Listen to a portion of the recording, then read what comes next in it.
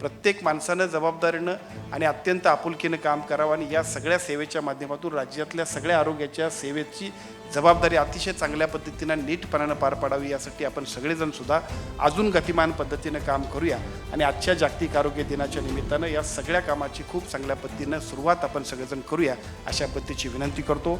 या सगळ्या कामाच्या निमित्तानं सर्वत्र काम करणारे आमचे सर्व अधिकारी असतील, आमचे सर्व सहकारी असतील, या सगळ्यांचं सुद्धा आजच्या कार्यक्रमाच्या निमित्तानं मी अभिनंदन करतो. अभिनंदन करताना फक्त डॉक्टर निपुण विनायक सरांचा एक सल्ला मात्र आपण सगळ्यांनी पाळायला पाहिजे असं म्हणतो, कारण आपण सगळेजण काळजी घेतोय ही सगळ्यांची, पण आपले किती म्हटल्यानंतर फक्त 20% लोकांनीच हात वरती केला. मला असं वाटतं की आपल्या सगळ्यांनी सुद्धा आपल्या आरोग्याची काळजी घेतली पाहिजे.